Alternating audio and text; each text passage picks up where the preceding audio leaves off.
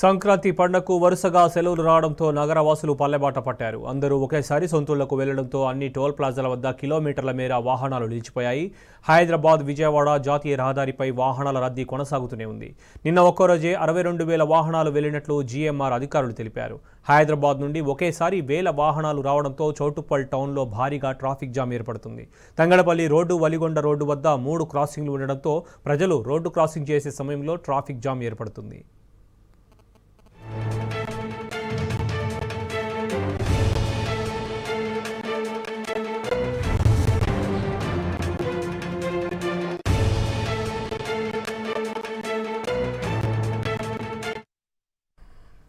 ప్రజలంతా హైదరాబాద్ వదిలి గ్రామాల బాట పట్టారు. సంక్రాంతి పండుగకు వరుసగా సెలవులు రావడంతో పట్నం వదిలి పల్లెలకు పయనమవుతున్నారు. జంట నగరాల్లోని ప్రజలు వారి స్వస్థలాలకు తరలి వెళ్తుండడంతో హైదరాబాద్ విజయవాడ జాతీయ రహదారిపై వాహనాల రద్దీ నెలకొంది. పంతంగి టోల్ ప్లాజా వద్ద ట్రాఫిక్ జామ్ కాకుండా టోల్ సిబ్బంది పకడ్బందీ ఏర్పాటు చేశారు. అదనంగా 30 మంది సిబ్బందిని నియమించారు.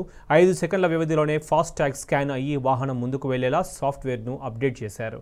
ఇక పోలీసులు రౌండ్ ది క్లాక్ విధుల్లో ఉంటూ హైవేపై ట్రాఫిక్ సమస్య తలెత్తకుండా చర్యలు తీసుకున్నారు.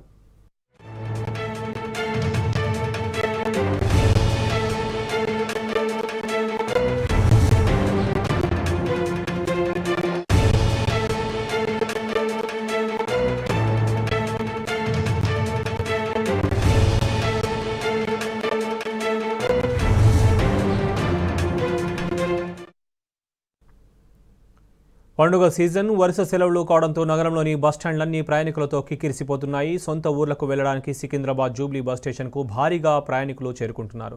రద్దీకి సరిపడా ఆర్టీసీ సర్వీసులు లేకపోవడంతో ప్రయాణికులు ఇబ్బందులు పడుతున్నారు.